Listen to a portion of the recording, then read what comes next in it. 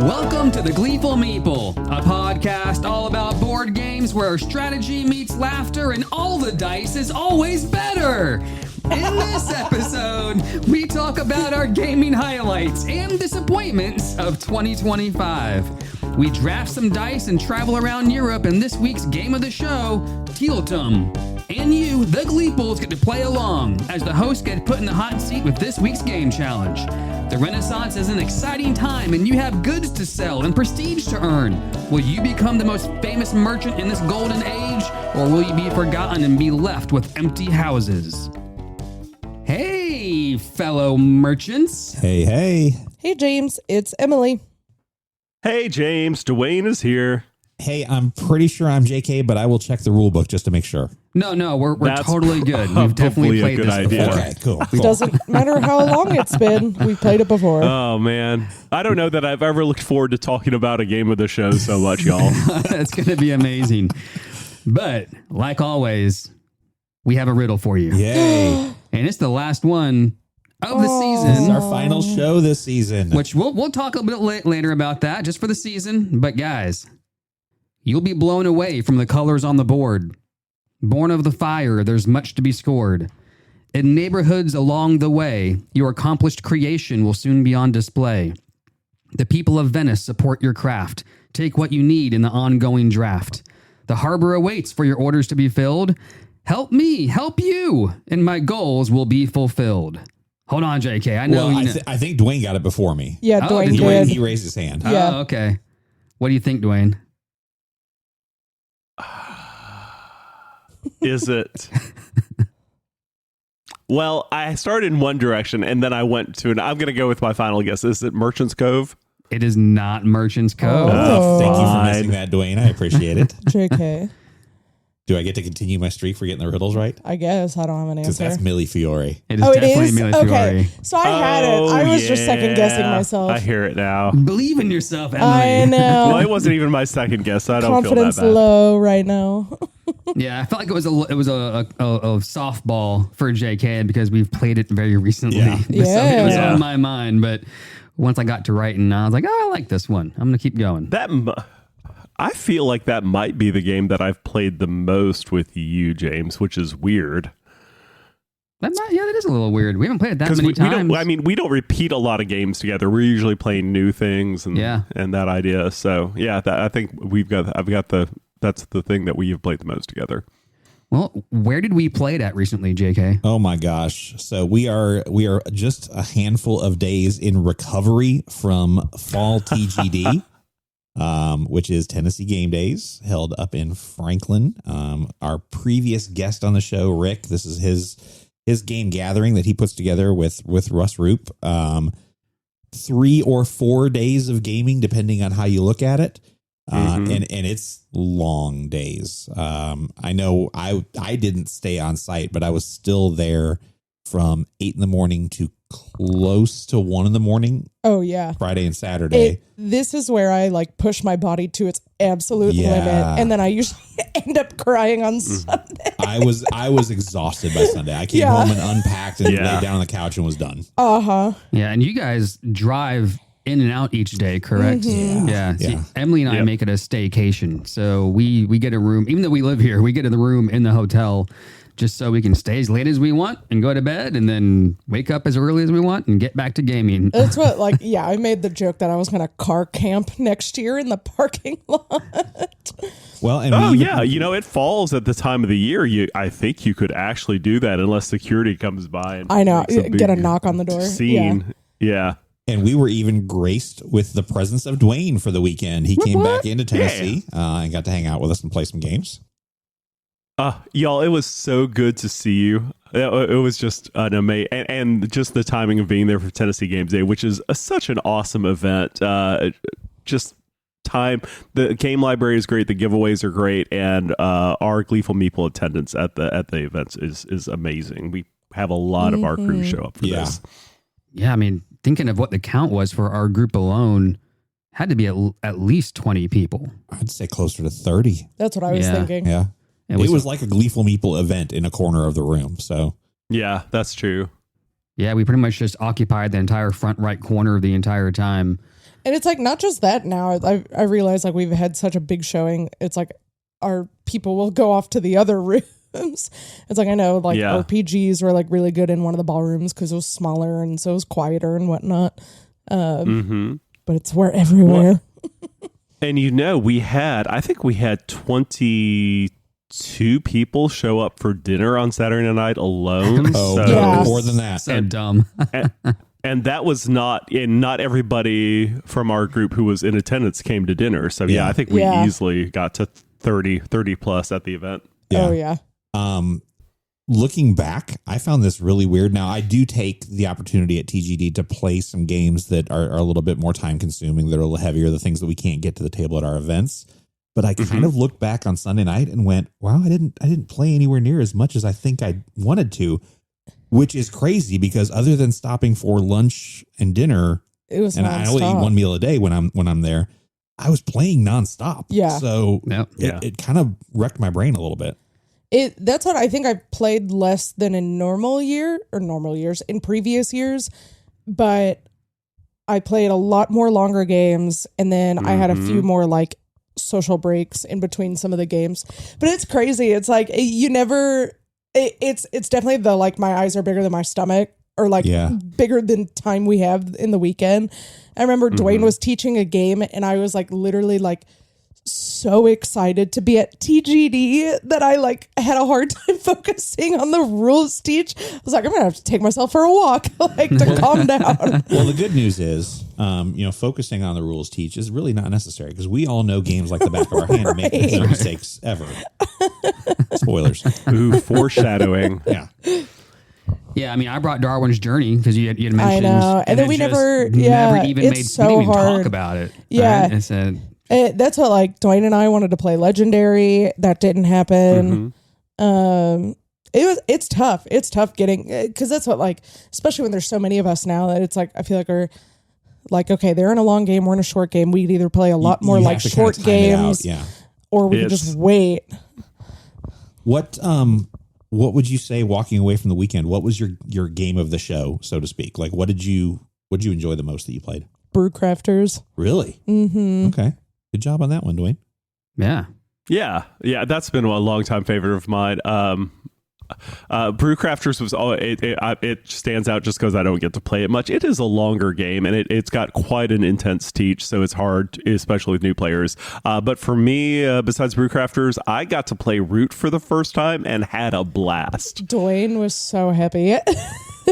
It was great. I played as the cat because apparently that's the entry level character, and it's a lot of fun. I got wrecked at the end, but I still had a good time and would love to try it again. Well, my understanding is you got wrecked at the end because you were gaining a clear advantage over all of the other players, and so it was a collective team up to take you down, right? Yeah. There was some group shenanigans going on to make sure that I didn't win the game. Dwayne, I had been your ally this entire game, but I'm going to use our allyship to move you out of this area.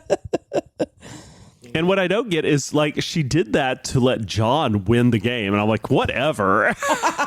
you just right or die. The heck it was out one of of those. your boy. It was one of those. I was like, I know I'm not going to win, so now my like strategy is to just like let your partner win. Chaos. Yeah, apparently. Yeah. James, what was your favorite? Well, I kind of grouped mine into two categories when I was thinking about it. New to me games and old games that I never get played outside of TGD. Okay. New to me games. Well, I'll start with the old games first. Old games that I got played that I was really happy to get into the table was Gugong. Yeah. Barcelona. Yeah. And Rococo. But nice. Gugong, I had this really nice deluxe version of it, and it's nice to get it pulled out and played. Nice. So Barcelona, just a crunchy Euro that got to play with the Mikes, Mike Tristan and Mike Hudson. Mike Hudson, yep. Yeah. And guys, we got a 3-player game of Barcelona in an hour and a half. it just Nice. we all knew how to play it. And I mean, I even did a quick run through because it had been a year or so, at least since Mike's Hudson had played it. But we just blew through it and all had a great time. Getting it through that fast of a Euro has not happened in a long time. Huh. So that was great. And then Rococo was always a good time. Yeah. My goal for next year is to get Rococo back out and finally do the jewelry box expansion. We keep saying we're going to play it, and it never happens. Yeah. So that's my old games that I got played. And the new to me games are Sanctuary and Origin Story. Origin Story is one that I played with you, Dwayne. It was that trick taker that Ryan brought. I really enjoyed that. Yeah, I kind of forgot we played that for a moment. It was neat. Yeah, I would love to give that another go. Just the superhero theme was a lot of fun. Getting to, the super powered person theme, I guess, to be accurate. Yeah. Getting to decide whether you're going a hero route or a villain route each round was interesting. And what's fun to me is on my trip to Nashville, I played both that and the Hearts trick taker, or the game that's like Hearts, Rebel Princess. Oh, yeah. Oh, I saw that. So I kind of got to see two different takes on the trick taking genre, and I liked them both. But very, very, very good games. And just that one Sanctuary, that's Arc Nova Lite. That's the new Arc Nova game where they streamlined it, and it is fantastic. I think I'm going to give that a go, actually. As much as I don't care for Arc Nova, that's the right way to phrase that. I think a lighter version of it might be in my wheelhouse. Oh, it's so good. I want to sit here and compare the two because I'm not an Arc Nova player. I've played it once. I can't deep dive it, but this is great. Highly recommend. Okay. Yeah. I like to hear that a lot. I mean, same kind of thing. I had a new game that hit the table that I'd never played before called Cascadero. It's a Reiner Knizia. It was very enjoyable, so much so that I bought it from the person that presented it to the table, and it's now in my collection. That's my new game of the show. My game experience of the show, I had a rough Saturday. Not going to lie, there were a lot of things going wrong in the morning, and I think I was tired and hangry and kind of was drifting away from my mood to play board games, but I had already committed to playing Everdell. And I sat down with a group and played Everdell, and that was just an amazing experience. The game itself was great. The people were fun. So that kind of salvaged Saturday and put me back on the proper course for the rest of the weekend. That's how Brewcrafters was for me on same. Saturday. Okay. It was tough. It was a tough Saturday. I will say the one thing that I experience and watch from afar is the big tables, the big circular tables or it's a big game that has it just eats up table space. It feels different when you play those games on a huge table where everyone has plenty of place to stretch. You can stand up and look at the tables. Like your Everdell game, I mean, it's a table hog. It is. Oh, Everyone yeah. ends up with a huge tableau of cards. Mm-hmm. And when you sit around a table and you crunch it all in there, you're playing the game. But I just feel like when you see a group playing a game like that with the tree that's sitting on the table, everyone has plenty of space to stretch, and you're walking up and you're standing around and looking around. It's a different experience of playing those types of games. And it's almost fun just to watch. Like you just walk up to a game at Everdell it's all 5 people and everyone's got their tableaus going and you're leaning over the table and looking at stuff. Oh no, it's a different vibe. Yeah. I love watching games where it's like 2 or 3 of the players are standing and just like add to the intensity. It was like that was us in Brewcrafters because that's a table hog too. Mm-hmm. I had played Everdell before and enjoyed it, but I think this was the first time for me that the game kind of clicked and I really understood what you were trying to achieve. And we'd also played with a couple expansions, so it layered in some new stuff as well. So it was fun. All in all, great experience. I've always thought of Everdell as that game I see across the room with the tree in it. I had no idea what it was about. I got a play of it in. My feedback on that doesn't play great at 5. Too long at 5. Yeah. I did have a couple games during the weekend where we had kind of found the 4 players we wanted to play, and someone came along and said, "Hey, can I join in on you?" And I was like, "No." I think 5 is a crushing point at TGD. Mm-hmm. Mm-hmm. Yeah, our game at Barcelona was like that. It was the 3 of us, me and Mike, and someone came up and asked, and we're like, we're actually trying to get through this, pretty quick, and we just kept it at 3, and it was awesome. Yeah, that's what setting up a route. Someone came over and was like, "Is your game full?" Yeah, I'm so sorry, man. All right. Technically no, but also technically yes. All in all, great experience. And I am 100% immediately looking forward to spring TGD where we get to do this again. I think maybe next year I'm going to stay at the hotel. Oh, Yes, always worth do it. it, Highly JK. recommend. Yeah.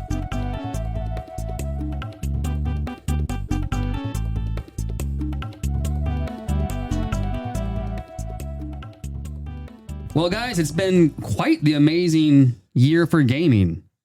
It's been an interesting year for gaming, What a for sure. year. Yeah, multiple. I think the most recent year is always the best year for gaming.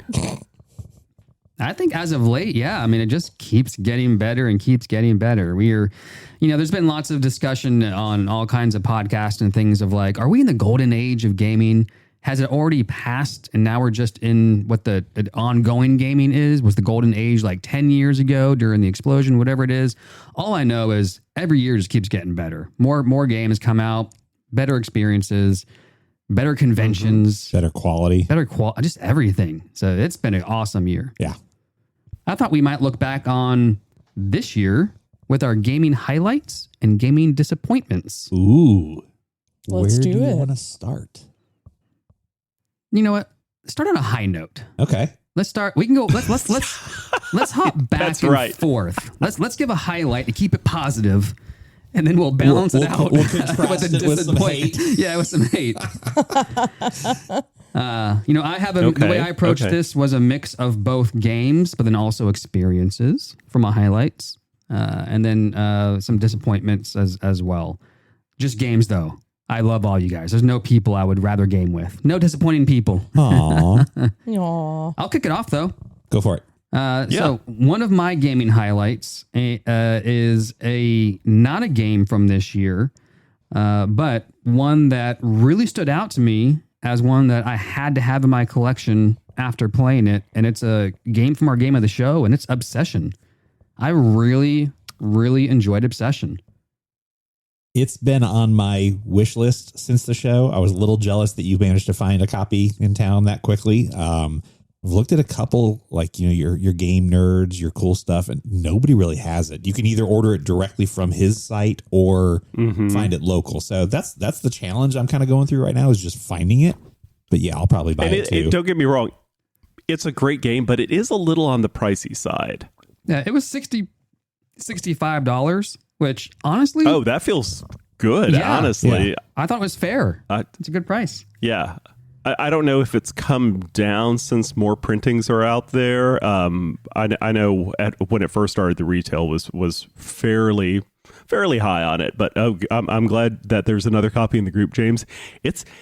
I love the theme. The gameplay is fairly simple. It's not overly complex, but I think what I really love about it is just the moving of the servants from back and forth, of rotating your servants in and out and having them available for events. It's just clever game design all the way around. And I would love to see Dan do something new. James, did you get any? See what else he's got in them? them. Not yet. I need to buy all of those because I did this. When we played it, it was perfect timing because we had covered it, and then he did a Kickstarter for a new all-in Victorian box, just the box, and he never sells the games on the crowdfunding, but the box, a playmat, and a refreshed rule book. So I backed that, and I got to buy all the stuff from his website for the expansions to fill that box, which I will. So that's one of my highlights.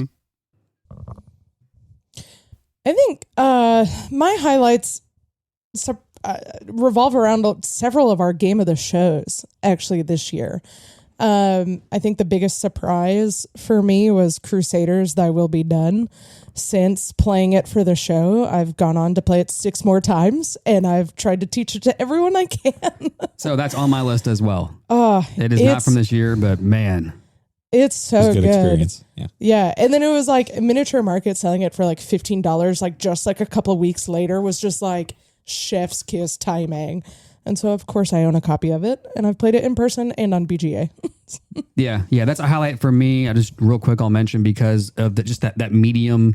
It does so much with so little, and that's where I'm at as a gamer right now. So yeah, And that's what, like, I'm really enjoying trying out all of the night orders. I am jealous of you. I hear you guys talking about, I'm trying this one, I'm trying that one, because some of them are really challenging. Some of them are hard, And I just don't do a lot of BGA playing, but I would like to do that. So hearing y'all talk about it, as I'm living vicariously. Because that's how JK and I are in a game right now. And I felt like I had a strong start, but now like everyone's caught up to me. Yeah. And so I think they're going to leave me behind. And I'm like, oh no. My first surprise and delight this year would be a couple games that I picked up at the spring TGD earlier in the year that I knew of them. I didn't know much about them, and I was initially very dismissive because I expected them to be just cut and paste versions of the previous game in the series, and that is Wormspan and Finspan. And I'm really pleasantly surprised to see that they are not just reskinned Wingspan. They are unique games. There's some elements that kind of follow through the series, but you are not playing Wingspan with dragons or Wingspan with fish. They're unique games. They're both a lot of fun. They're really good. I enjoyed Finspan. I haven't played Wormspan yet. I was kind of jealous when y'all played it at the most. I saw it being played at the most recent fall TGD. Yeah. And I was like, oh, I would have liked to get in on that. But Finspan, we played at Tabletop Day earlier, and I did enjoy it. Yeah, it was fun. Yeah, they're fun. Dwayne? Okay, JK, since you went that route, I'm actually going to switch around some of my order. Wingspan is on my list for this year, not because it's the first time I've played it. I have played it once in the far past, but because I've found a copy and taught it to my wife, and she adores it now. We've gotten several plays of that in, and I just really enjoy how much fun I have when I'm playing that game, how simple it is. Hey, I'm going to do this, and then I'm just going to follow my path of birds and do what each card says. I've just been totally delighted by that game, and I did not have that experience the first time I played it. My first time playing it, I was like, this is fine, but I never felt a need to revisit it, and now it's made its way to one of my favorite games that I've played this year. Oh, just wait till you add more birds. Birds. I know. I keep looking at that. I can't remember which version it is, but it's basically a 2-player base game / expansion. Yeah. So that is in my near purchasing future when I can free up some shelf space. All right. Well, my first disappointment is going to be, I'll save my big one for last. This is a minor disappointment, but it did. I had to look back on the year and I was like, this pained me to have to do this. Minos Dawn of the Bronze Age. It's a game put out by Board and Dice. It's Stan Kordonsky, designer of not Ice Age. It might be Ice Age. I'm trying to remember, but Lock Up, a number of self-published games, Dice Hospital. He's been designing a lot of games lately, and I like him as a designer. Some of his games I've sold off, but Minos Dawn of the Bronze Age did something really cool. It's his big release from this year. Big, chunky Euro game. And it's just too long. Oh, no. It was just too long. I have a game night each week at my house every Tuesday night with recurring friends of the show. And this one in particular, we taught it, played it, had to pause and then restart it or continue it the next week. It took 2 nights to get sessions. Yes, 2 full sessions to get through. And looking back on it, it just in the end, it's not worth it. It's a fun game. The best part of the game doesn't, in my mind, the thing that brought me the most joy is it's a combination of dice drafting and what I like to call dice pants. You ever played with dice pants before? What is that? You put your dice, you put them in a carrier. Okay. Yeah, I call them dice pants because it's like they're wearing pants. So you get this little dice carrier, but you draft all these dice, you put your carrier in it, and then you put them out on the action board. The action selection board is 1, 2, 3, 4, 5 different areas you can go to. And you put your dice out there. Someone else drafts a die, and if they want to do the same, you don't take the action yet. You just choose what action you're going to take later on in the action round. You're just selecting all your actions right now. So I do that. Someone else gets a dice. They put it in the same area. If it's a lower number, it bumps mine to a different spot. There's spots in each of the action selection areas that you'll get some bonuses if you're at the lowest or the highest area of that action selection spot. So if I grab a 1 and put the 1 die there, I'll be in the far left, and I'm kind of guaranteed that. But the bonus I'm getting is, it's okay. Right. But if say I put a 5 there, if someone drafts a lower dice and they go to the same area, I'm going to get bumped. And if people keep getting lower dice, it keeps bumping it down and down and down and down. So you don't know exactly. You'll get the main action, but what kind of bonus you'll get along with that is questionable. Along with that, the color of the dice matters that you're drafting. And then along with that, once all the drafting is done and all the players, you're going to end up with 4 dice, I think. Once it's all done, the value, when it comes to your turn, the order in which you take your actions is determined by the number of the dice that you took. And you go from highest to lowest. So you have to activate your highest die first, whatever that action is. So you're trying to plan when you're drafting the die, what number it is also the order in which the action you're going to take later on. And you want your orders to execute in a certain way, right? I need this action before this action. So this sounds brain burny for sure. Yeah. So the number matters when you draft it initially. It matters when you go to take your actions. The color matters. And the color matters because there's tracks you're going up. And if you can get dice drafted in one color that value 9 or more, you'll go up this track that's somewhere else on the board. So color matters, the order in which you get bumped matters, and the number matters for your action stuff. That whole piece of the game, I love it. I love dice drafting. I love the three angled aspect of how the dice matter and the color. Very interesting, fun to plan around.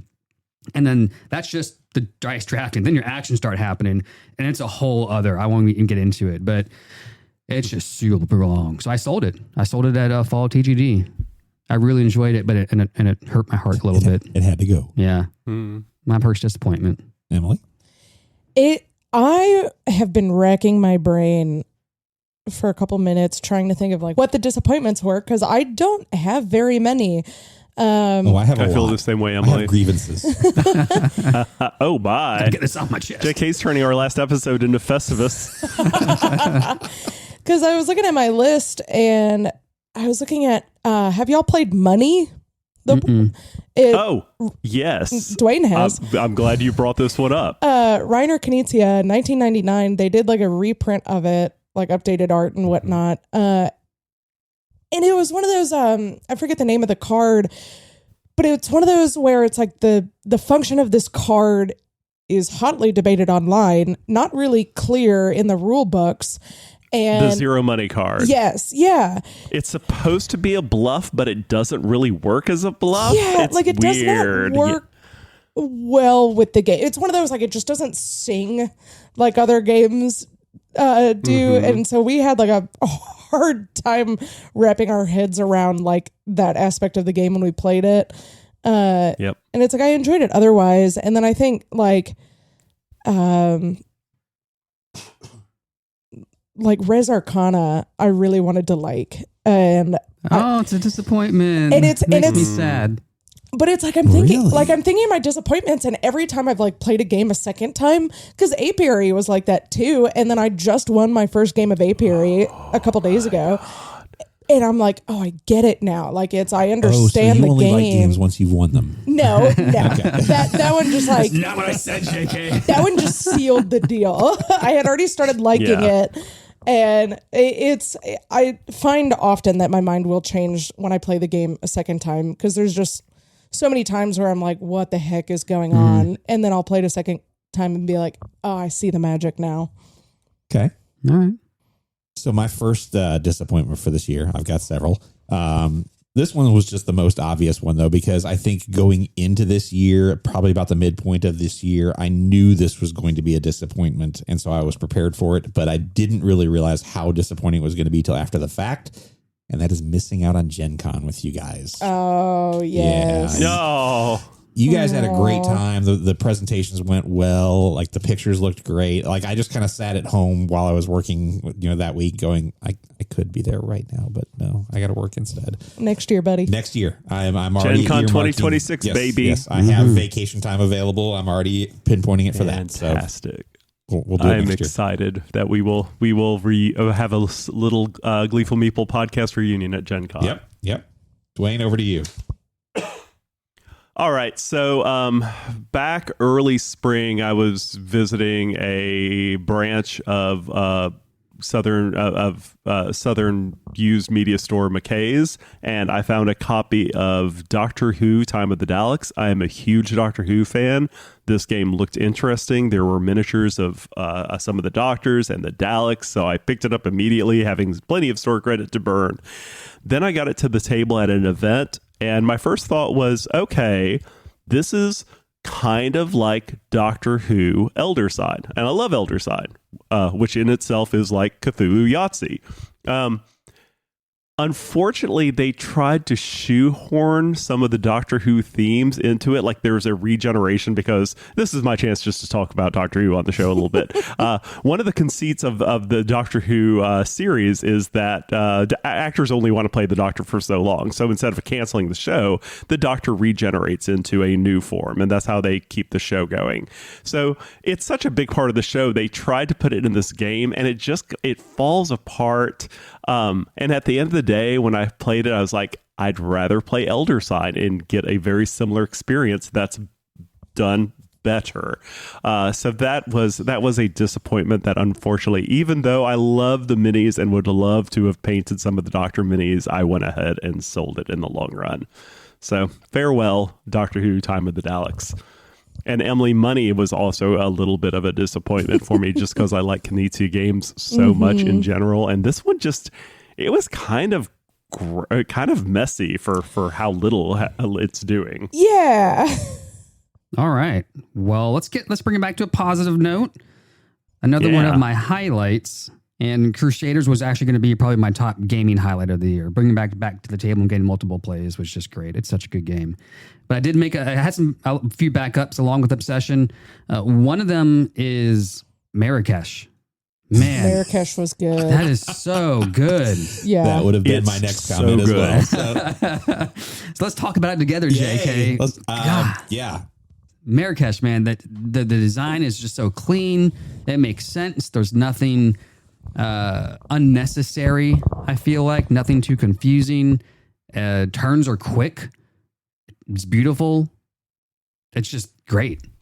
I'm already on my second version of the game. So I started out by buying the Essential Edition, which is weirdly named because that's like the retail version. And then thanks to Emily seeing this at Gen Con, I sold the Essential Edition to Emily and picked up the City Collection Edition, which is the more deluxeified version, but not the completely deluxeified version.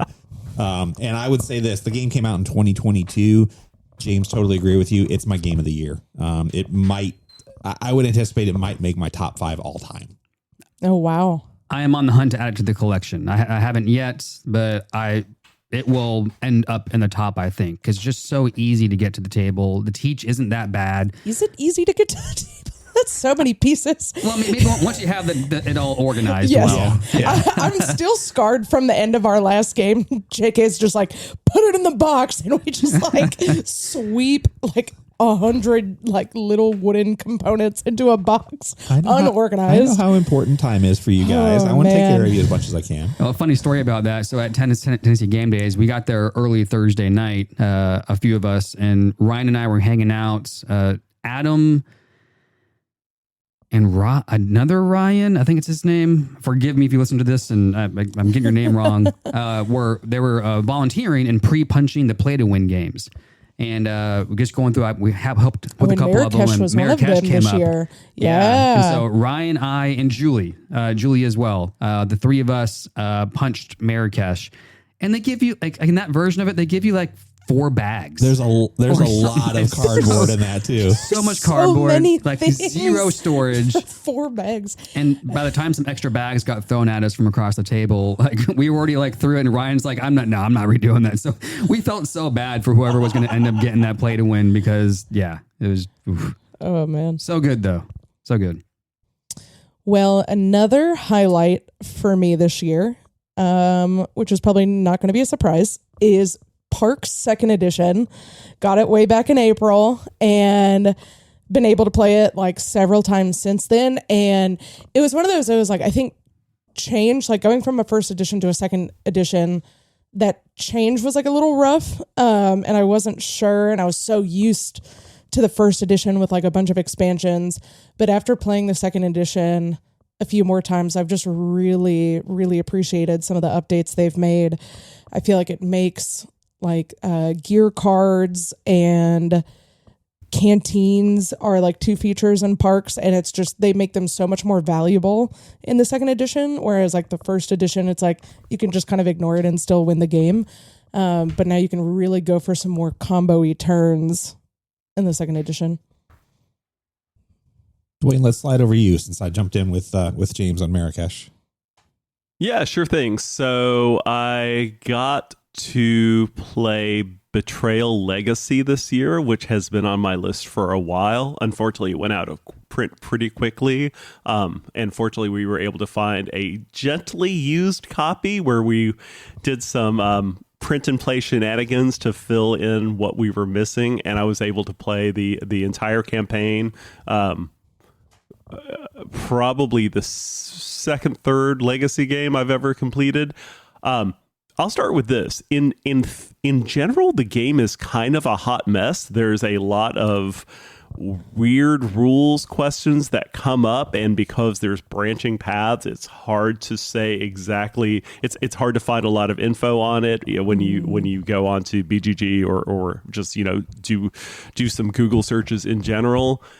But there is so many things that the game does right, it kind of overshadows any issues that we had playing it. And in the end of the day, we just kind of made a decision and went with it.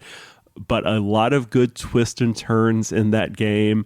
If you have played if you've ever played any Betrayal game, I think you would really get a kick out of Betrayal Legacy. In fact, I liked it so much that I had the opportunity to buy a copy of it, and I did it because I want to play through it again. Nice. Well, I have one more disappointment and one more highlight. Okay. Sounds good. And then maybe a couple curveballs. But my disappointment, and I'm going to combine, it was 2, but I'll bring them, they're both kind of related. My biggest disappointment of this year is, in general, letting go of Garfield games. Oh, wow. So This feels like a breakup. it does. Yeah. It is very much a breakup. James, are you okay? Do you need a hug? It felt like it because, like Minos, I sold some games from them at Tennessee Game Days. They've just gone too far in their designs. It just seems like convoluted mechanisms on top of mechanisms. They think of something, so they have to figure out a way to make it happen. So here's this extra token, which you got to flip and move over here in order to keep track of it. And it's just too much. I'm just not enjoying their games anymore. Inventors of the South Tigris was the one that broke the camel's back for me. Was that the one that came out this year? It's the most recent. It's the most recent one, yeah. Wayfarers was, I should say, it broke the camel's back. Scholars of the South Tigris solidified, I think this is where we're going, because I liked Wayfarers, which is the first in the newest trilogy. And then Scholars came out, played it once, and I was like, no, this doesn't work. It's thematically, they didn't really nail it. It's just too much to track, and they forced it. These things are all too disconnected. Just didn't enjoy it. And then I played Inventors once, and I was like, nope, that's for sure it. Scholars was my least favorite of this trilogy. Inventors kind of saved it for me. I enjoyed it, but they are definitely the most complex of the Garfield games that have come out for sure. Yep. So I've decided I sold Hadrian's Wall. I sold at Tennessee Game Days. Sorry, Dwayne. I just never get it to the table. I'm just never going to get it played here. Sold Inventors, and I have Ezra and Nehemiah. I was really excited for it because it's they have their ancient anthology series, so it's a whole other little series of games that they do. And after it came out right after Inventors. It was kind of the next game after Inventors. And I was like, if that's what they do with Inventors, I don't even want to play, because I got to learn it all first. Got to figure it out, teach it, and then play it. I sold it unplayed. Wow. I didn't even play it. Wow. Yeah. So all I have left now is Raiders of Scythia, which I'll keep for sure. Architects of the West Kingdom, which I think is one of their best designs ever in the series. And Wayfarers of the South Tigris. Those are my 3 Garfield games, and I'm staying there. I'll play the other ones. I'm just not going to auto back them anymore. I don't think I'll get rid of mine, so you can come over and play them here. Yeah. That's fine. So now, kind of in that same conversation, my other disappointment, but it's for similar reasons, is Unconscious Mind. Big, beautiful production, amazing art. You know, we've talked about it. It's just so nice. When I got it all together and opened it, I mean, it's an amazing production. The box, the storage, the game, and just the play mats, beautiful. Multiple play mats. Learned it, got it played, and it wasn't a convoluted mess, at least in my mind, as much as like inventors and their designs have become.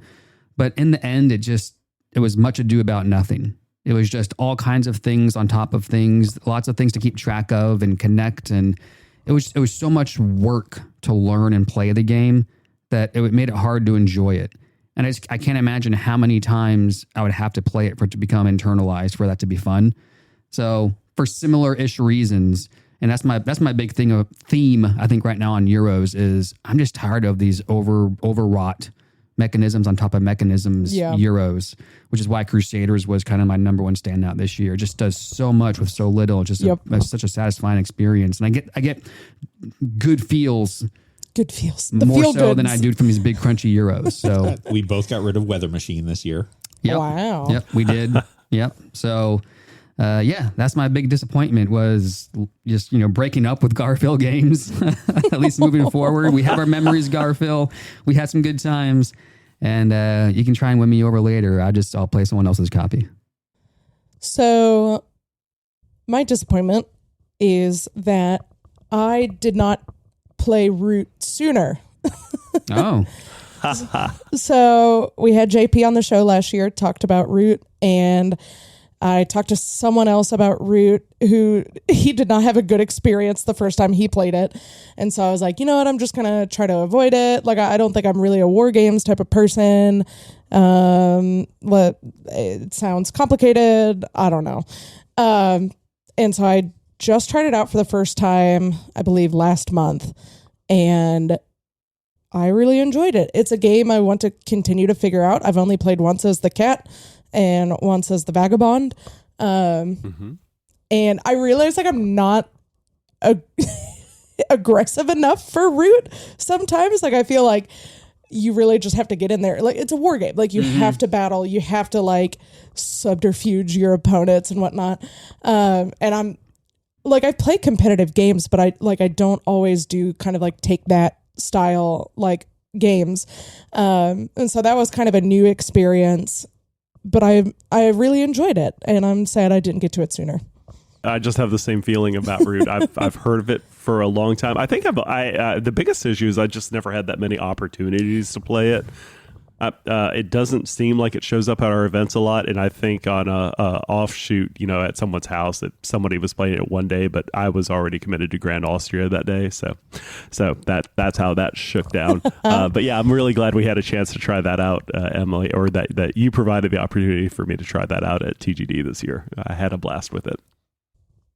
My next disappointment is probably a very broad statement that impacted the gaming industry, but there were two specific games that really got hit for me hard, and that's going to be how tariffs affected the board game industry this year. It's a big one. We saw some prices kind of skyrocket on some games. Specifically, the two that come to mind for me are Marvel Champions and Dice Throne. Dice Throne recently did a crowdfunding where they offered another 4 characters, which their sets are typically either 2, 4, or 8. I'm pretty sure the price that we're paying for 4 characters this time is the price we were paying for 8 characters previously. We're pretty close. I've seen that complaint a lot online. Yes. Yeah. And the way they did the Kickstarter was really designed to maximize their money. Rightly so for the company, but you end up kind of having to buy a lot of things in this Kickstarter that you don't necessarily want, and that was kind of frustrating. Marvel Champions as well.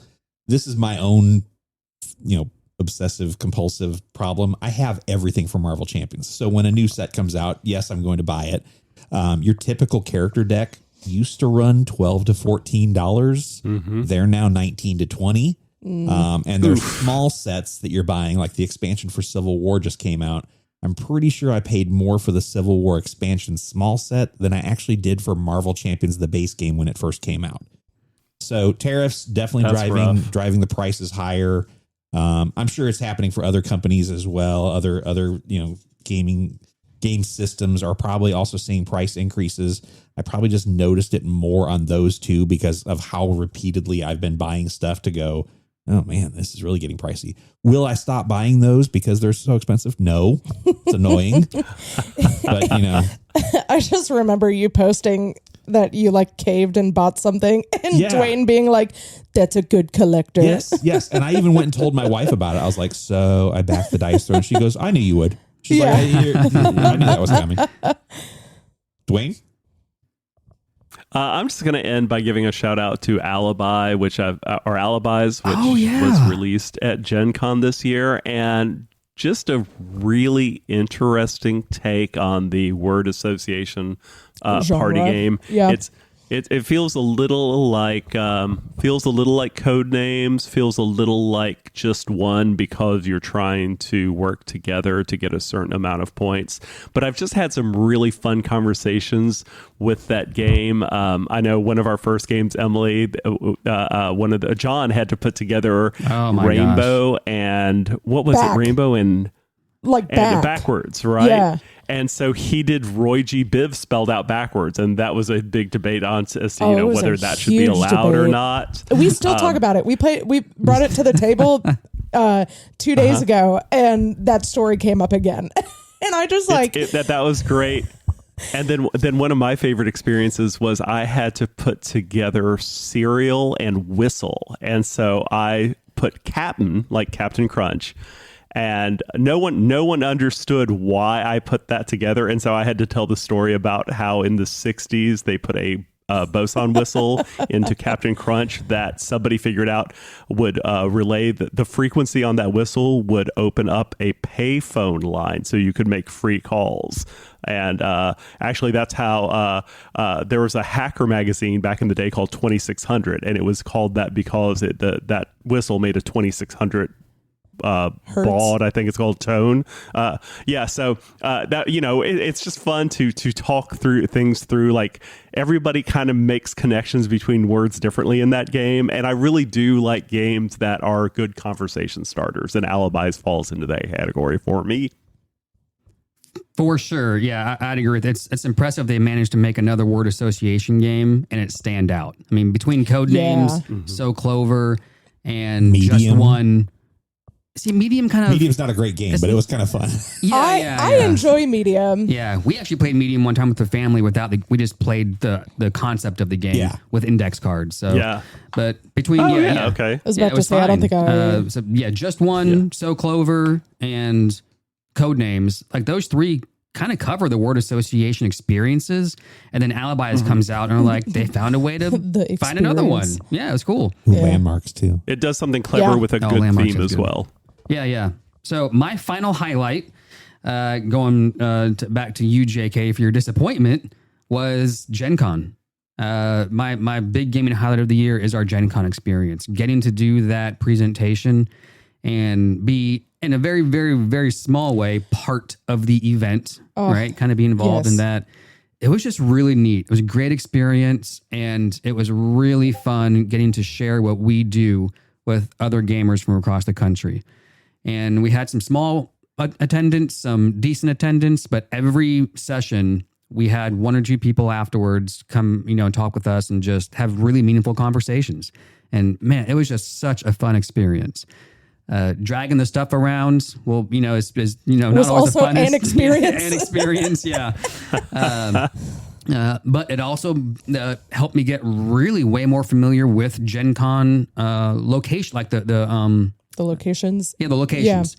Just the layout. There we go. That's something. So now I like which hotel am I at? How to get from where to point A to point Q to point Z, and I get it all now. So now I'm gonna go back to Gen Con. I feel way more comfortable with. Oh, it's over there. I know exactly how to get there. Boom, I'm right there. And so, but yeah, doing that with you guys was such a fun time. Standing up there together, just sharing what we do. That was awesome. Definitely easily the biggest highlight of the year for me. I did love that. Do you have another positive, Emily? Yes, I have one more. Highlight, and this is a little bit recency bias because the upgraded bits just came in the mail, but Quacks of Quedlinburg, I was able to gain a copy at TGD, and I was able to copy the OG art box. And it came with like the cardboard tokens, and I was like, nope. And so just got the acrylic tokens earlier this week, and so got to play. Risked it, took it out to the local bar, but we played it on the biggest table, and I warned John, and I was like, don't drop anything.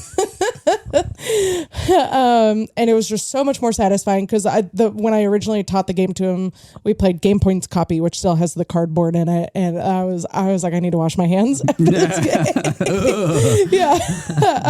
So it was so satisfying. I'm looking forward to teaching my family over the holidays. Nice.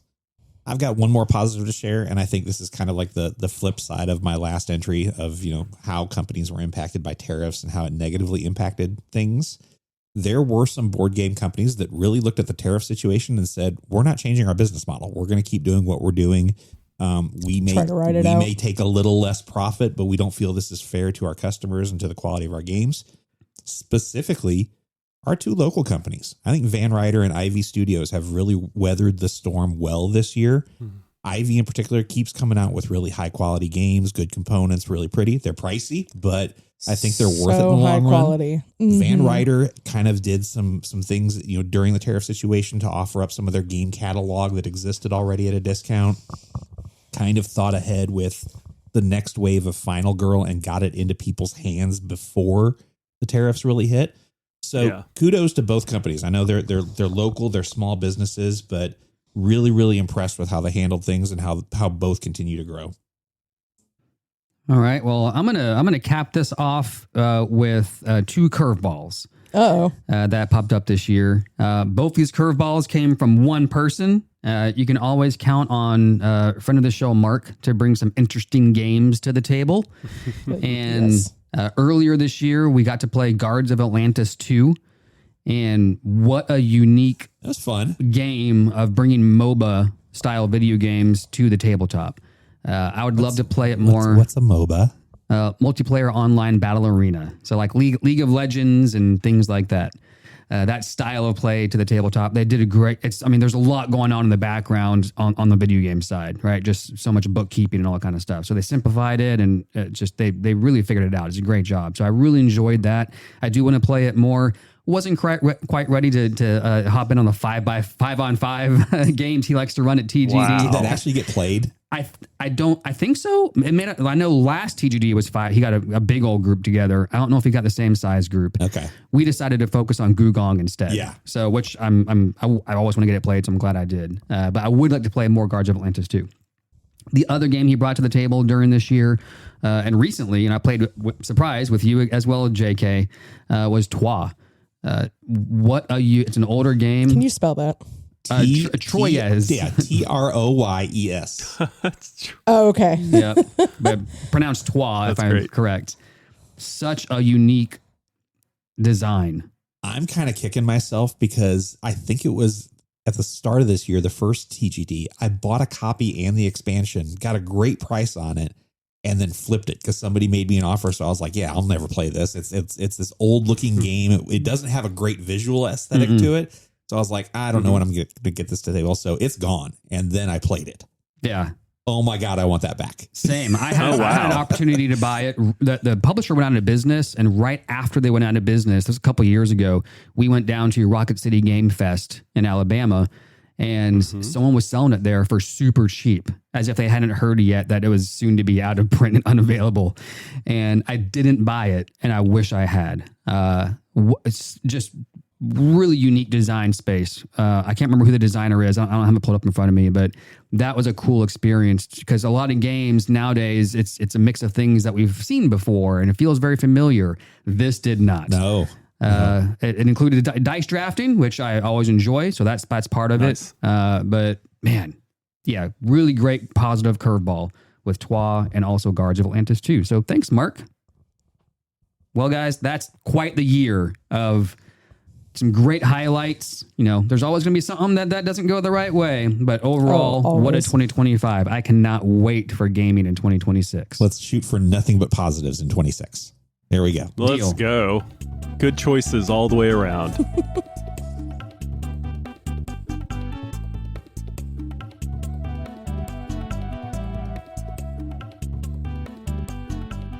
All right, Gleeples, this episode's game of the show is Tiletum. Tiletum is published by Board and Dice Games. It's designed by Simone Luciani and Danielle Tassani. I really did try, y'all. I tried to get this in. Tassini, thanks. Okay. Danielle Tassini, as it turns out. Thanks, James. The art is by Giorgio De Michel and Big U. Oh, y'all, this one's bad. No, my pronunciation is bad.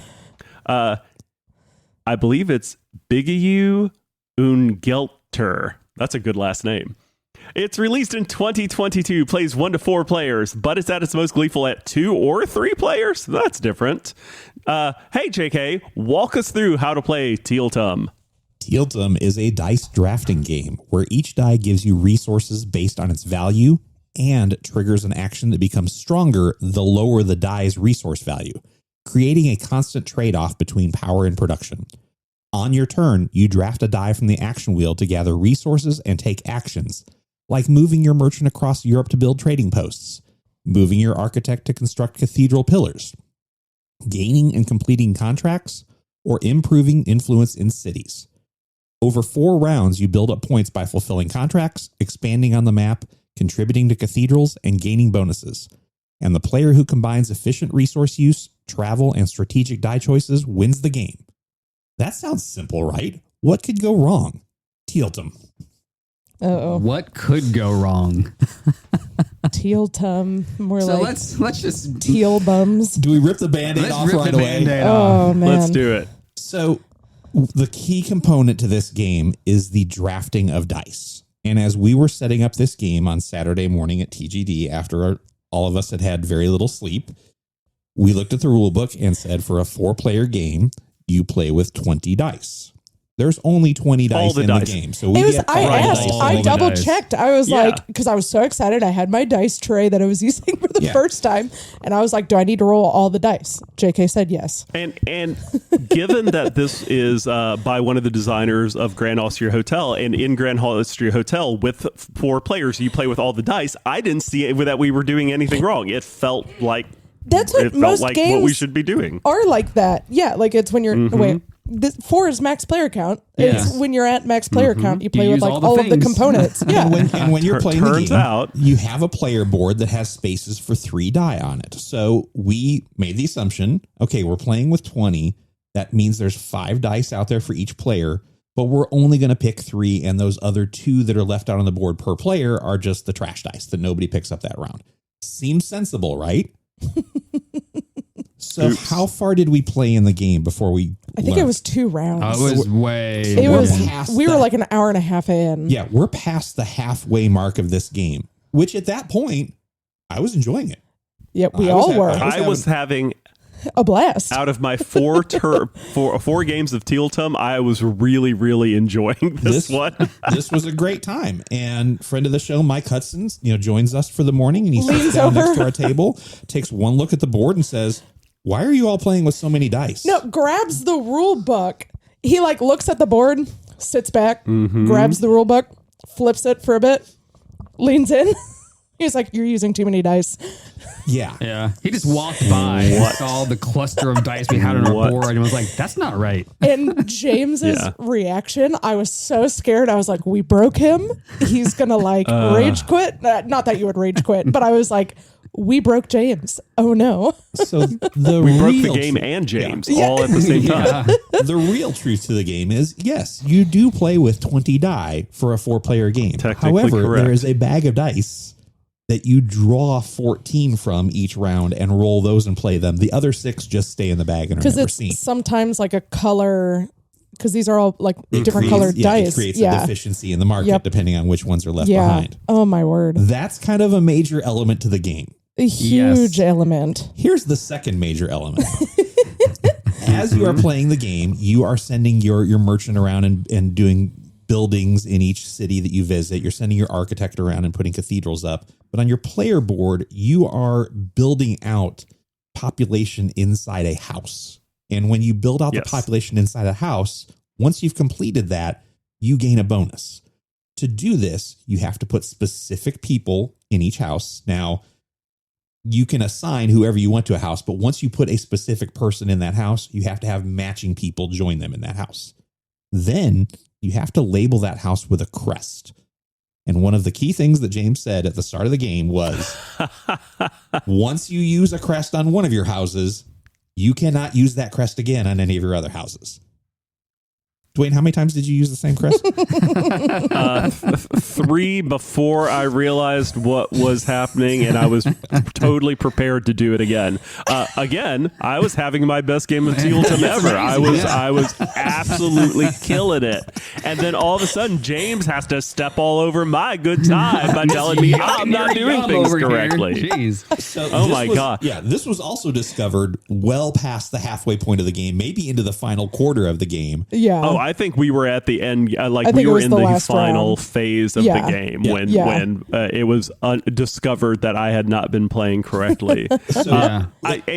It would totally have affected my score to a large degree. But I also we had a really good setup for the game because we had the houses, the characters at a high action value to start, and our second round scoring was based on how many houses you had filled, and it was ridiculous. I think it was like 10 points per house or something.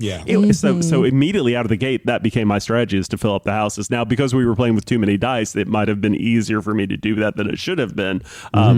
But now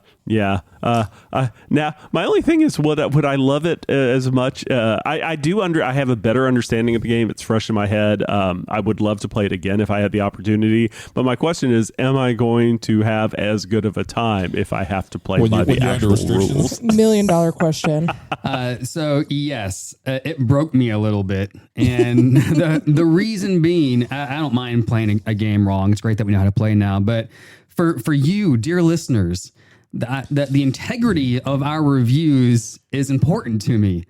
And the words that literally came out of my mouth, we might as well just not keep playing anymore. Yeah. I didn't want to give a review of a game that we had played so wrong that it just, is it fair? A huge disappointment is it's not on BGA either. And so I was going to try to play it on BGA one more time before recording this episode. And I was like, oh, I can't even do that. So everything is just like Dwayne, I'm with you. I don't know if I would have enjoyed it as much with all of that restriction, because that's one of my least favorite parts of Grand Austria Hotel is I don't like the restriction.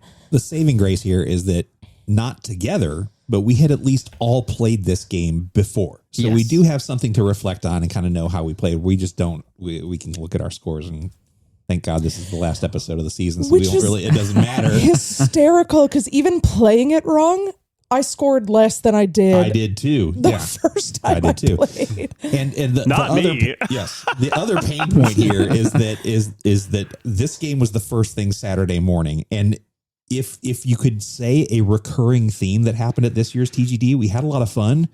But boy, did we teach games wrong all weekend. Of wrong rules. It was a consistent pattern throughout the weekend. Or discover that the way we've been playing them was wrong. Yeah. for a long time. If you've been listening this season, go back and listen to our game of Skyrise, because y'all did that wrong. We played it totally wrong. Yes. What was that one? Oh my gosh! When you win an auction, we played it that you had to build off of the path that you just built. So you had to build to an adjacent building from where you just won. Not true. You can literally build anywhere on the map. Oh, I demand a recount. I want to listen back to that, because I swear that feels familiar. So I do wonder if we played it right, and for some reason we're playing it wrong. Played it wrong Saturday. I think so. Memory is a cruel I remember thing. hunting for spots. So I got to play it back. But so all that said, take this with a grain of salt, but some of us have played it before, so we have the original experiences. Let's dive in. Tiletum. I mean, going back to what I said earlier about those Euros that are hitting that sweet spot of doing a lot with a little. I wouldn't say this is a little. I mean, there is some meat to this game, but it's a clean, straightforward design. And I mean, lo and behold, is dice drafting what is becoming one of my favorite things. The best thing about this game is that combination of dice drafting that gets you resources and determines the power of your action. Such a smart design. James, it's such a cool idea, and I just can't believe, because it's basically based on using the two sides of the dice, right? If there's a 1 showing and you get 1 resource, you get 6 actions because there's a 6 on the other side of the dice. Because, and I'm sure all our listeners know this, the opposing side of a D6, the two opposing sides always equal 7. I can't think of another game that uses that advantage. I know there are some games that let you flip the dice, as an action, but like to use both sides of the dice to determine what you get to do, so cool. I think one of my favorite elements of Tiletum is that you're playing over the course of 4 rounds, and the end element of each round is that there's a fair happening in one of the cities on the map. This is determined at random at the start of the game. You're doing a random pull out of a bag to figure out which 4 cities are triggering the fair. But then on top of that, you're determining at random what element of the game is being scored by those fairs. So to Dwayne's point, in our second round, it was completed households where you've stacked up everybody in the house and you have the crest. That's not easy to do. That's not easy to do over the course of the entire game. And the game was anticipating that you're going to score it by round 2. Yeah. So Dwayne dove in incorrectly and fixed that and kind of went that scoring route. But it's really a neat element of the game that you don't know. I mean, you can put it together at the start of the game, but when you're setting up the game, you have no idea what your path to victory is.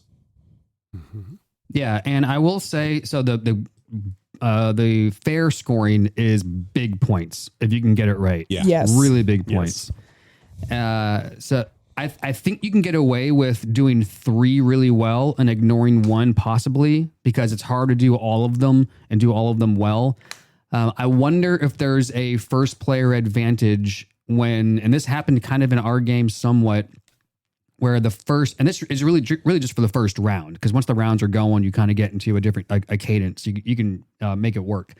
But if the dice selection pool matches really well with the first round fair scoring, there might be an advantage. I feel like maybe for the person going first that can start moving around. I think in our case, the first round scoring was towers being not towers, but the columns.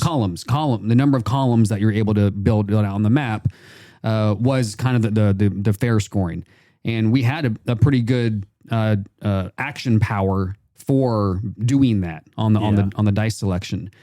So if there were only a couple of dice there and it's a 4-player game, the first 2 players get to pull those dice, do the action related to that, and then the other players got to figure out, well, crap, how am I going to do this now? Or do we blow off the first fair and focus on 2 and 3? Yeah. It almost feels like there should be a setup round for the game to determine, where there's not fair scoring, and you get to get in there and decide if you want to go for first play or not. Because I see exactly what you're saying, James. There is a situation where it could be only the first play. There's only 1 die in that action spot, and only the first player is going to get to score.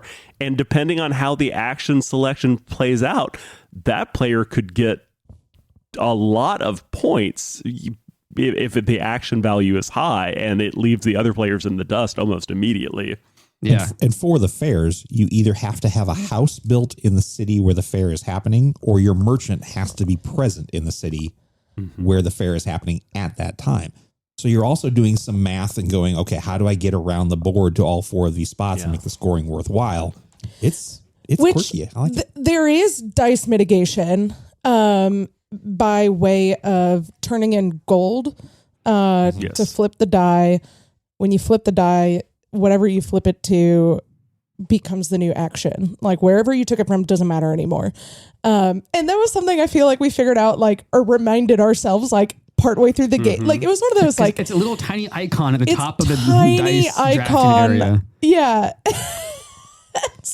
And this was a big board, because that's what we were talking about. Like turn order was decided by, is it called the King's Track? Mm-hmm. Yeah. It's similar to Grand Australia Hotel. Like you want to go up this track so you can get more rewards, but there's also that negative side. And another thing that we played wrong the first round, but we I think got better at. Of the mistakes that we made, This was the most minor least one. impactful. Yeah. But it's at the beginning, because there's like 4 phases and like 3 rounds within a phase. And so with each round, you're supposed to flip over a token that moves. The corruption token. Yes, that moves everyone down the king's track, whatever it says on the token. So yeah, that first round, and we just got lucky that those corruption tokens are like 0, 0, 1. So literally we were 1 point off in that first phase. One thing I like about the king's track in this game is that you go back to 0 at the beginning of every phase. If you're in the negatives. Yeah. And so it's one of those, the rich can get richer if you were lucky enough to stay in the positives, but you're not continually punished for being corrupt, I guess.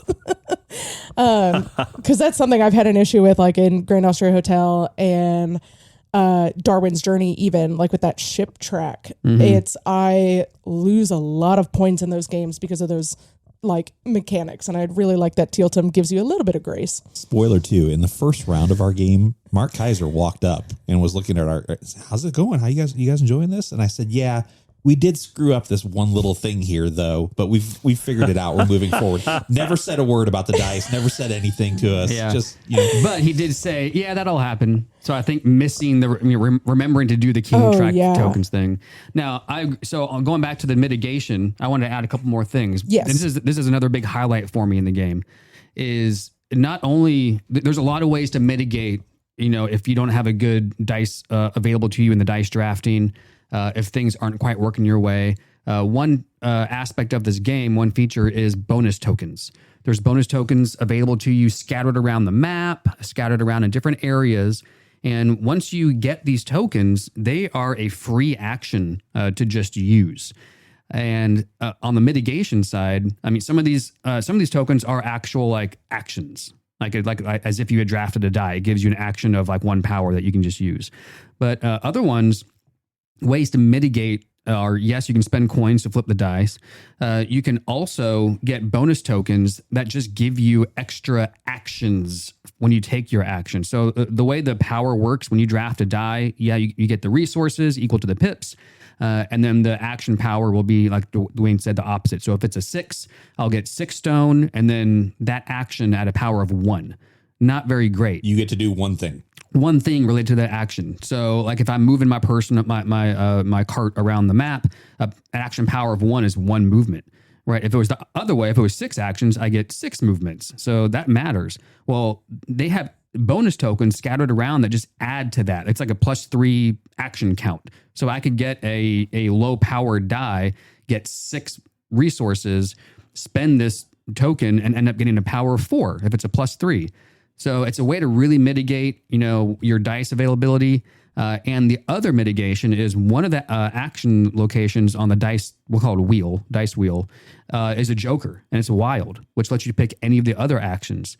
So I think it gives you a lot of flexibility to mitigate and empower what you're doing on your turn, even if initially it looks like there's not a good option.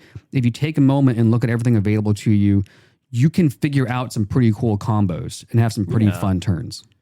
If there is an element to this game that I really don't like, I trust all you guys. I've played plenty of games with you. I believe that you are doing things within the game that is fair and precise, except when we cheat and do the same crest 3 different times. But one of the elements from this game is that, kind of like James said, if you draw a 1 die, you're getting 1 of that resource, and then you're getting 6 actions that you're going to take on your turn. But there's also action spaces due to the bonuses that you're going to pick up on the board. And then beyond that, there's free actions you can take within the game. So it's entirely possible that you're going to end up with a lot more actions than you really set out at the start of that turn. The game does come with tokens that you can use to count those actions. Well, we kind of used them. Dwayne did. Dwayne did use I them. use them. But a lot of times I'm just talking through my turn and going, okay, action 1 is this. I Action just 2 held is up a this. hand. I do that Yeah. a lot when I'm playing, regardless of the game. Yeah. We did a lot of finger counting for each other. Yes. So when someone else is taking their turn, someone else is counting. If you were playing with someone that was just kind of sitting there quietly taking their turn and just kind of moving through their actions, I don't know that there's anything that you would know whether they've taken the right amount. Yeah. That's not like I'm Yeah. a big verbal player in games like that. Just talk it out. I've done that before with like new players. I did that in a game, Puerto Rico the other day, or I was playing with new people and I was like, I'm going to talk out my turns so you understand like why I'm doing something I'm doing. But then like talking it out, just like, it adds that level of like validation. Yeah, I feel like that's an area of the game where the game could be abused. Made more complicated if you start your turn with an action power of 4, so you have 4 actions that you're counting down, and in the middle of the turn you get a token that gives you +3, Exactly. which Yeah. you then spend, and Yeah. it just kind of cascades from Because there. it's like the you could take the actions like in any order. Mm-hmm. So yeah, I could definitely see that. You have to really, really, really careful to make sure someone's not accidentally doing stuff they shouldn't or aren't legally allowed to do. So those are my big highlights. The dash. So those are my big highlights. The dice drafting mechanisms, and then the flexibility it gives you to really mitigate if you got put into a bad spot. The only thing that is kind of a flip side of that, negative wise, is it can be hard to plan for your turn because things will change a lot in between your turn and the next time it comes back around. Very true. And you don't really have a lot of flexibility to try to put together a strategy for like, okay, right now, let me look over and count. Okay, JK only has a movement power of 2 right now. Emily has 2. Dwayne has 1. I'm safe to wait on this turn, do this on the next turn, because I know that where they're currently located, they can't get more movement power. So I can do this turn, let one more turn go by, and then do this other thing later. That does not exist in this game because there's so much mitigation that you can't look at someone's board and be like, okay, you only have that right now. I'm probably no, like their turn could go all over the place and do just because you have so many ways to get things done. So if you want something and you can do it on this turn, you should probably do it on this turn. I can pay to flip this die, and that's going to land it in the Joker section, which means I can use it for any action. So So I'll do the movement action. I can move 2 spaces, get +3 actions. Yep. So I like that aspect of Euros. I do like sometimes when I can try and plan a couple turns ahead. That doesn't really exist here. You can plan your own turn for what you want to do, but not in reaction to what other players' board states are. You just got to, try and get what you need and let everyone do their own thing. As broken as this play was, what did you guys think of the game? The last time I had played this was like early 2023, and I was like, this is the play that's going to determine whether or not I like it. And then when we like played it all wrong, I was like, oh no, I have to play it again. But I think in like reflecting on it since TGD and like trying to like visualize how it would have been different, I think I would still like it. And so for that reason, I would like keep it to play. Dwayne? So I've had 2 player games of this in the past and 1 solo when I owned it for a hot minute. I ended up trading it because I just wasn't getting the feels for it. And I have to say, even though we made some mistakes, I really have a better appreciation for the goals of each phase as well as the action versus resources selection. And I think I've flipped on this game again, and I'm going to keep it to play. It's already in my collection. We were actually playing my copy. Other than the fact that visually it's not super great to look at. The faces Beige. It's beige. Yeah. The components are nice. The components are nice. very the houses, nice. the columns. The faces on the staff tiles or the family tiles are almost photorealistic. They're really well done. Yeah. The dice are nice. It's a high quality game for me. It's not super exciting to look at, but the depth of strategy there is great. It's a keeper for me. Yeah, it is in my collection as well. And I was happy, even though we played it wrong, I was happy to get it played again. It's a sweet spot of a modern Euro for me. It feels a little bit old, but then also feels a little bit new. I really, really enjoy it. 2022. Yeah. Like it for to have that like that older feel for such a new game was kind of neat. I like games that bring in the aspect of a map you can move around, but it's not complicated. It's fun to travel around, do stuff. I think it nails that really well. And then the dice drafting and the house building, those are the three big components. The way they combine it all together is just great. So highly recommend if you haven't played it. It's a great example of a newer Euro that has some that classic feel, but makes it its own. So, yep, it's staying in my board and dice Calyx cube, which is full of board and dice games. This is our last game of the show for this season. So does it matter who won? Do we care? It always matters, JK. Well, I mean, Dwayne won, but he cheated. Yeah, I have a lot of questions how well that would have gone if I had played by the rules. I know. That's what, maybe we do a fresh start next season. I know Dwayne had some ideas for game of the show selection. Yeah. We're going to revisit that for season 3. But congratulations to Dwayne, who won this game. It was James in second place. I took third, and Emily wrapped up. Dwayne was a little bit further ahead of us, but the rest of us were pretty in close contention. Yes. Yeah. Here we go. Well, Gleeples, if you have any thoughts on Tiletum and how badly we broke the game, or any other games we discussed on the show, please shoot us an email for a chance to have your comments read on a future episode. That email address is pod@gleefulmeeple.com.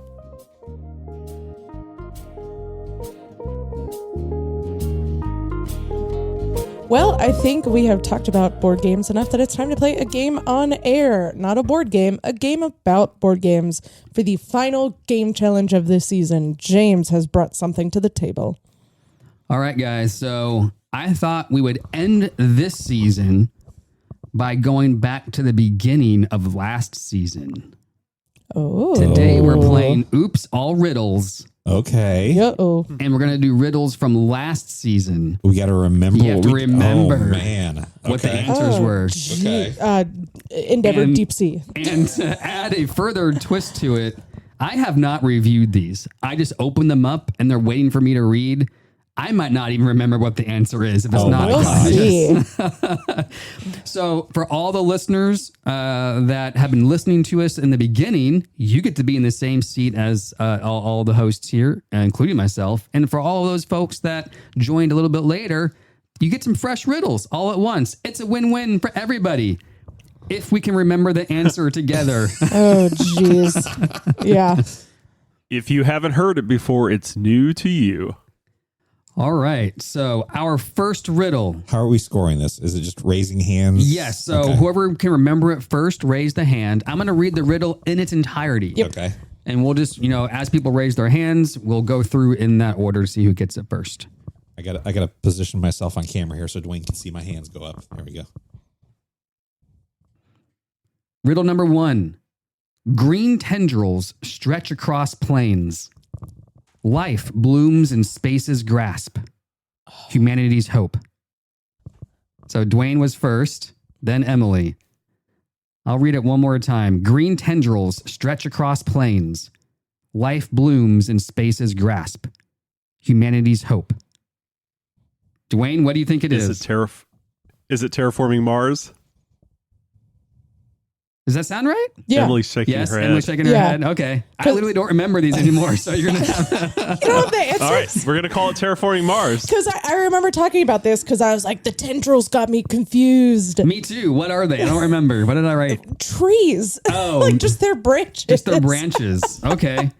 Green tendrils. But are there planes in terraforming Mars? Okay. Why not? Why I don't not? know. We'll do it. Terraforming Sure. Mars. If 2 people think it's terraforming Mars, it must be. James is like, we got Tiletum all wrong, so Yeah. I'm just going to Yep. whatever goes. Roll 20 dice. Go ahead. All right.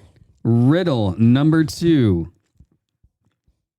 In craftsmen's hands, my pieces find their place, forming walls of elegance and grace. With every move, a masterpiece grows, a tile or two broken, an artist's woes. In rows and columns, they cascade. A tile placed is a tile played. Each bonus given will aid towards fame.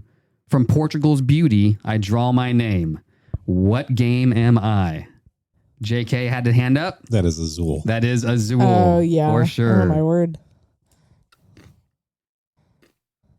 Totally went over my head. It's hard to think about the answer as I'm reading it. So I don't think I have a chance of being first to any of these. All right. Riddle number 3. With a clipboard in hand, sequentially I plan. A grid built for play in a roundabout way. To curb your enthusiasm, you'll need to pull together your thoughts. But don't park in the way of progress, or you'll lose the blocks. I actually do know this one. Oh my word. I forgot this one. I will read it again. With a clipboard in hand, sequentially I plan. A grid built for play in a roundabout way. To curb your enthusiasm, you'll need to pull together your thoughts. Oh my word. But don't park in the way of progress. Park in the way of progress. Come on, Or Dwayne. you'll lose the blocks. Yeah. Emily beat I've got an Dwayne to it. Yeah, this is surprising. Come on, Dwayne. This was, Well, I remember writing this go ahead. almost I've got for an idea. Dwayne. welcome to. It is welcome to. Oh, okay. Yeah. It's Dwayne plays Welcome to the Moon now. That's right, yeah. Clipboard, technically you're like a real estate Yeah. agent doing this. It's a clipboard on the sheet. Yep. Oh, yeah, exactly, yeah. Pool your resources, parks. Sequentially Blocks. I plan because it has Yep. to go in order. That's a good one. That's a really good Roundabout riddle. way. Yep. There's that roundabout if you want to play with it. I was There's having a roundabout, yeah. Oh, That's a there's good that one. That was a good one. All right. Riddle number something. The tokens never lie, a source of truth by which they must abide. Blue by day and crimson by night, the scales have tilted, a protagonist's delight. They say it takes a village, but the village it will take.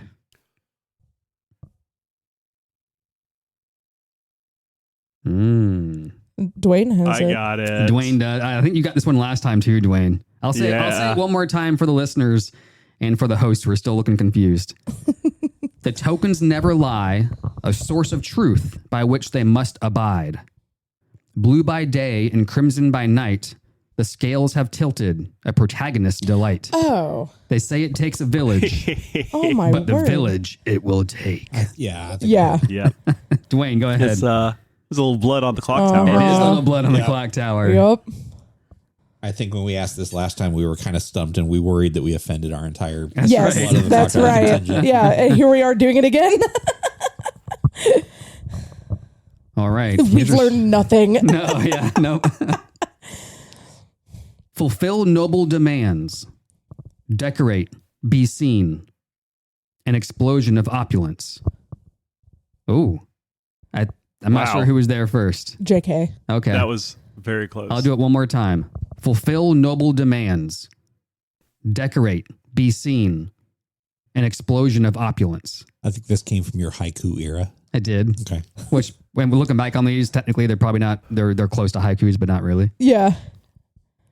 Oh, is it Oh, mine? so- Yeah. Go ahead, JK. I believe it's Rococo. It is Rococo. Yes. Yup. Mm-hmm. I was like, it's either going to be that or Obsession. Your next riddle. Oh, it's a longer one. In a circle, secrets hide.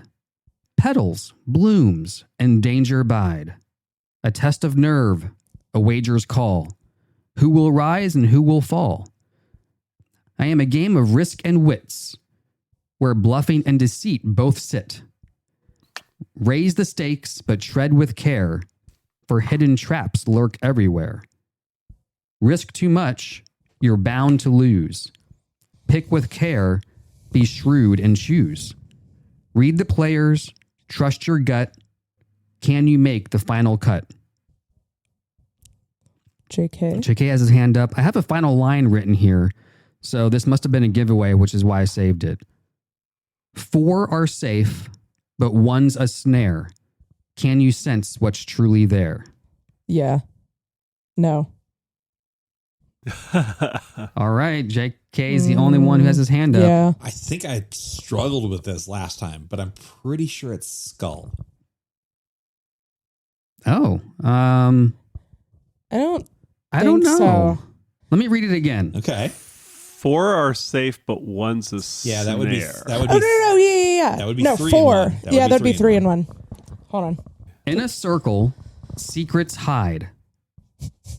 Petals, blooms, and danger bide.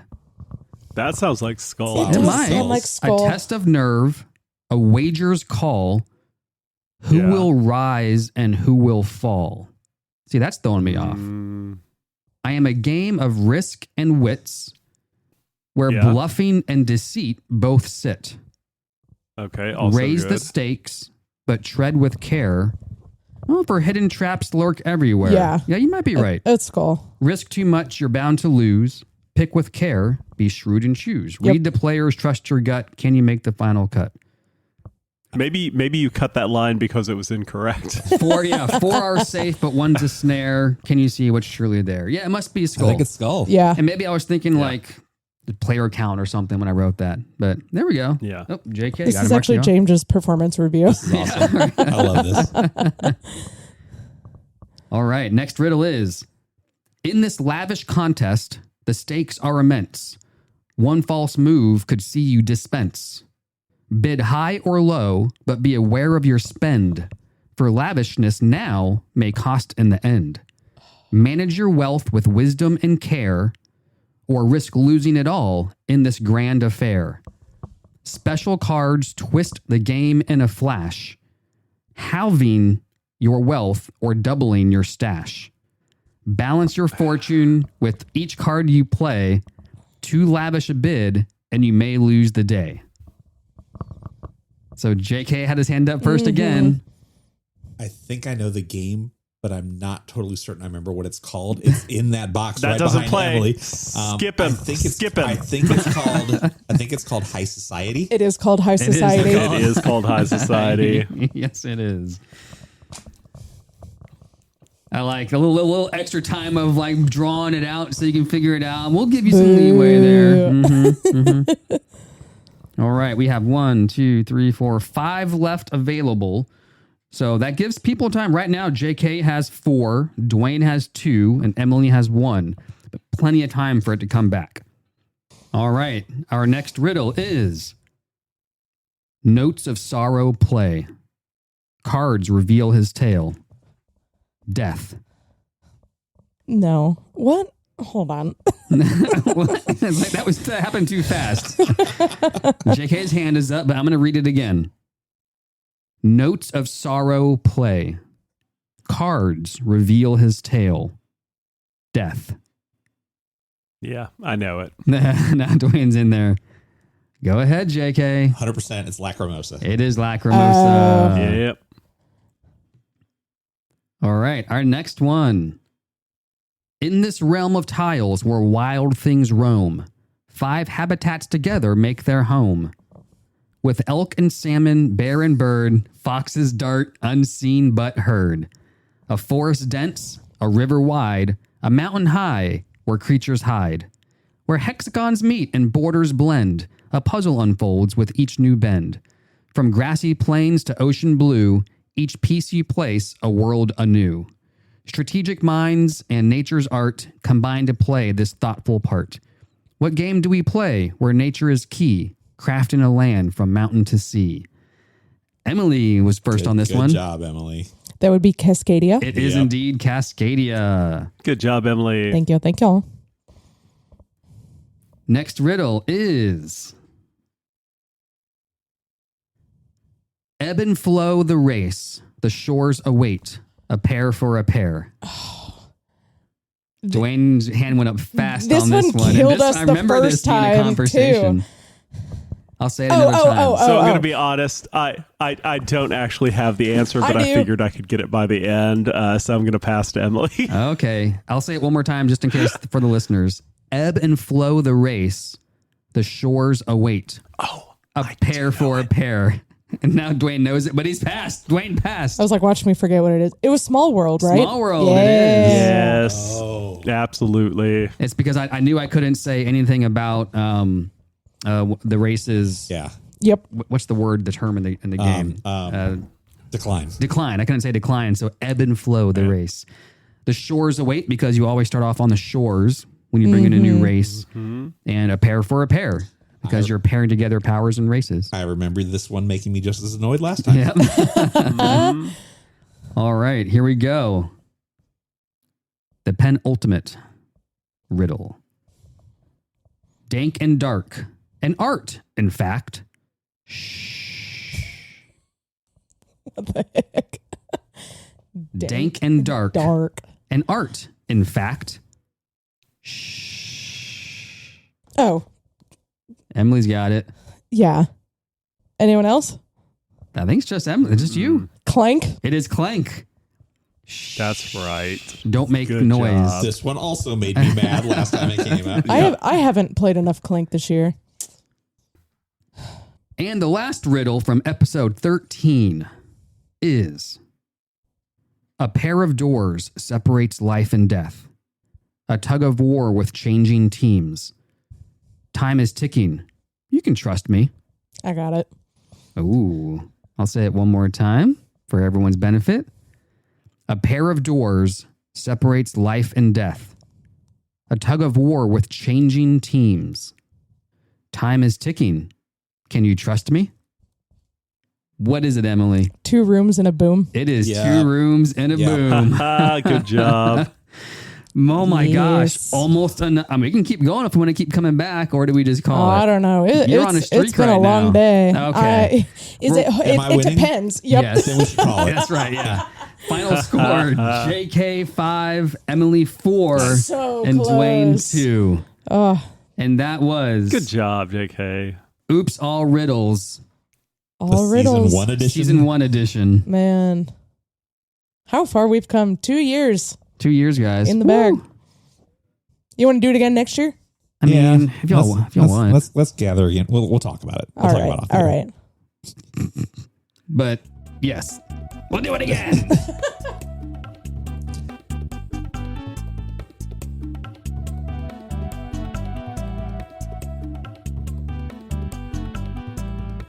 All right, listeners, thank you for putting up with us for another entire season. That's going to do it for us. But if you do want to email us with any suggestions, thoughts, or comments on this season or what we should do next, you can email us at pod@gleefulmeeple.com.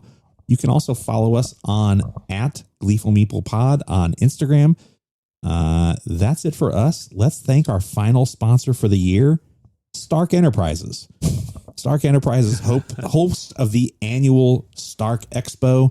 Looking forward to see what they do this year. Now that the founder or the lead guy from the group is gone, maybe they'll continue. Maybe they won't. Actually, JK, Oh, no. it's Stark Stark Industries. Industries. Actually, I have to go with Dwayne. Dwayne is correct. But we appreciate their sponsorship. We also appreciate your listenership. Listeners, we love you 3,000. Aw. oh, Bye, y'all. bye. See you next year. Bye, Gleeples. Bye, everybody.